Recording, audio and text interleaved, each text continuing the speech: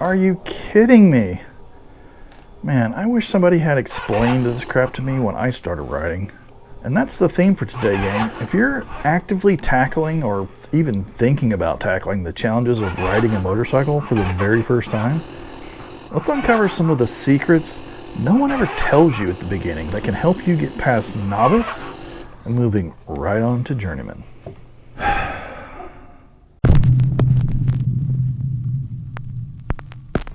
Hey guys, I don't profess to have all the answers here. I'm still a lifelong learner, even to this day. But I'm still riding after 40 years of making mistakes that I've had the benefit of learning from. I've also been very closely involved in bringing along 3 brand new riders over the last few years. And look, I'm not going to teach you to ride here. There's plenty of professionals that have lots of videos on that out there. But rather, let's talk about some habits and suggestions that I wish somebody had instilled on me early on, and that I've seen work in action on others to help them get through those heebie-jeebies of being a first-time rider, dramatically raise up their confidence so they can relax and ensure a safe and enjoyable riding experience. When you're new to motorcycle riding, it's natural to feel a mix of emotions: excitement, nervousness, and even fear. Many riders face common challenges that can hinder their confidence on the road. One of the most daunting fears is the fear of falling. It can be overwhelming, especially if you're not sure how to handle your bike in emergency situations. I've seen it firsthand. Someone very near and dear to me laid their bike over just practicing in a parking lot, and after they came to a complete stop. And just even that shook their confidence to the core and set them way back. And that's the thing. A major obstacle is getting your brain out of the way. Understanding the gears and controls of your motorcycle can seem like a foreign language if you're not familiar with them.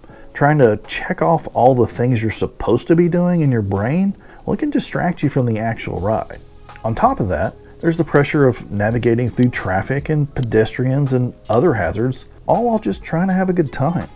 New riders often struggle to find their rhythm and confidence, which can make the experience more stressful than enjoyable. And then of course there's the self-conscious worry about looking silly or inexperienced in front of your friends or other seasoned riders, which can also be a major confidence killer. So here's some things I've seen work in action to help get yourself out of your own way. ATGATT. You've probably heard it a million times, but if you haven't, it means all the gear, all the time. But more importantly, it means wearing the right gear so that if you do fall off or go into a slide, you know, hey, I'm gonna be okay. That gives you the confidence to say, okay, whatever may happen bodily, I'm gonna be okay here. Let's not worry about that part and focus on the other stuff. Riding around in a big parking lot, yeah, it's boring. And eventually, yeah, you have to get out of second gear and navigate the world of traffic lights and automobiles that very often don't see you. But it's a crucial start to raise your comfort level first. Remember all those lists in your head, especially if you took an MSF course, all that T-clocks BS? If you're trying to remember all your checks and give it X amount of throttle as you let out Y amount of clutch, you're cruising for a bruising. You gotta get out of your head on that. Too many mind. Too many mind? No mind. No mind. And low speed maneuvers in a parking lot is where you do it. That magical mixture of throttle and clutch to get yourself going, that should be automatic instinct, not a mathematical equation that you're trying to figure out in your head as you're trying to ride. We could make a whole video about living in the friction zone, and maybe we will, but in the meantime, check out this short one that we recorded of a BMW enforcement instructor at the Barber Vintage Motorcycle Festival, just as a primer. It's really good and it's worth 5 minutes of your time if you're a new rider. This one goes hand in hand with number 2. You got to ride with confidence. Things should feel automatic and instinctive, and you need to know what you can do with the bike and have confidence that you can do it when you need to. Make time to practice until you get there. And this one's going to sound academic, but you need to develop a pre-ride checklist. I'm not talking about an exhaustive T-clocks here, but it all goes back to confidence. Not only confidence in yourself, but confidence in the bike that's beneath you. Confidence that it's in good shape and it's going to perform when you demand it to. So at a minimum, before every ride, you want to check your tire pressure and tire treads. Is it too low? Maybe you have a slow leak. Is your tire going bald? Or maybe there's a big old screw head that you ran over last ride sticking out of your tire just waiting for you not to notice it. And if your valve stems are hard to reach, like on my Nomad, checking your tire pressure can be a real pain in the ass. But if you want to make things nice and easy, luckily there's some very good Bluetooth tire pressure sensors out there on the market. So making sure your tire pressure is correct is as easy as unlocking your phone. We have a couple of the Fobo Bike 2 TPMS sensors for motorcycles, and we've been pretty happy with it. And you need to check your fluids.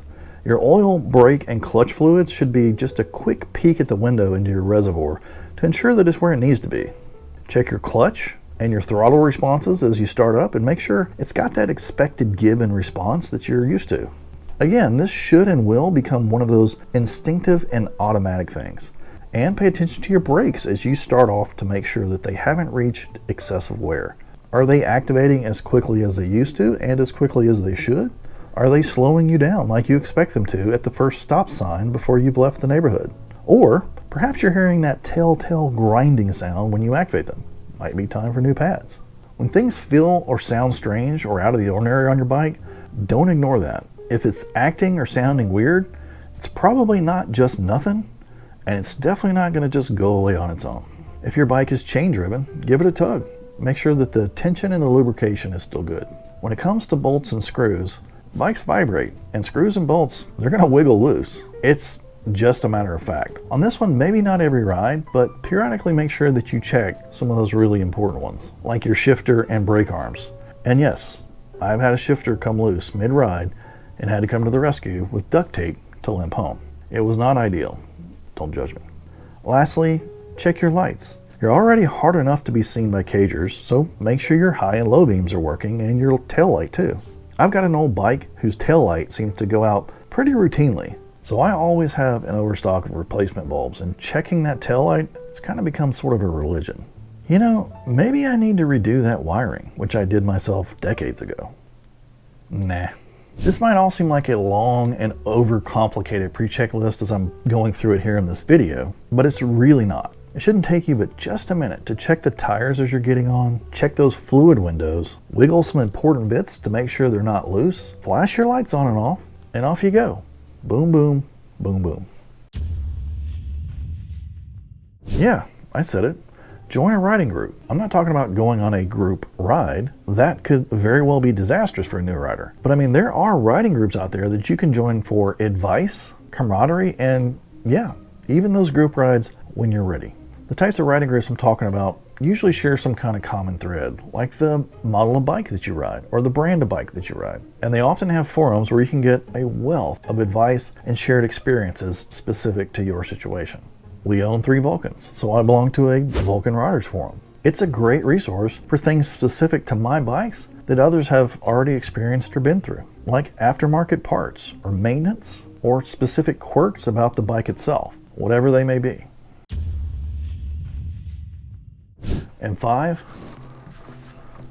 take the MSF course. Maybe take another one on top of that. When I started riding, MSF courses weren't a thing. The basic rider course as we know it today has really only been around since the early 2000s. But in that short time, it's been adopted by 47 states. I think most of it is common sense, but I've also had bikes since I was 12 years old. However, that being said, I've also seen firsthand how important this course can be to those who've never ridden at all. Take it. And take the Advanced Riders course too, if you can. It's a good jumpstart, and in most places, you get your license at the end of it, so you don't have to go to the DMV and take their course. Lastly, but probably most importantly, hammer into your head the mindset that riding is going to be lifelong learning. You can always get better, and you can always learn more. It always goes back to practice, practice, practice. If there are things that you avoid because you're wary of them or even afraid of them, practice against it until you're confident to do it. Gravel, rain, starting on a hill, turning from a stop on a hill, or shifting or braking in a turn. In the real world, sometimes you're going to have to do these things. Ride long enough, you're going to encounter it. So if it bothers you, practice for it. It's also important to recognize that riding a motorcycle is a skill that takes time to learn. You won't become a pro overnight, and that's okay. The key is to be patient, persistent, and willing to learn from your own mistakes. And this is all part of another related key insight here, and that is the importance of self-awareness. Recognizing your own strengths, weaknesses, and limitations is critical to growing and becoming a better rider. It's okay to admit when you're unsure or when you need help, and being honest with yourself, it's going to help you improve faster. Don't be afraid to take things slow, to ask questions, or to seek out guidance from more experienced riders. And most importantly, don't be afraid to make mistakes. It's all part of the learning process. Like I said at the start, this isn't about teaching you to ride. There are lots of great videos out there on that you can go check out. Maybe even some of our own, depending on when you're watching this. But this is about the fact that as a new rider, you're going to feel anxiety and apprehension at times. You're going to make mistakes at times, and you're going to face challenges. But adopting the things that we've talked about in this video will help you manage all of that peripheral nonsense. Get out of your mind and focus on enjoying the ride. Gang, if you found any of this helpful at all, don't forget to like and subscribe. And while you're here, make sure you check out all of our other awesome motorcycle content. And hey, like we said, we are lifelong learners here, not professionals by any stretch. What do you think we got right here?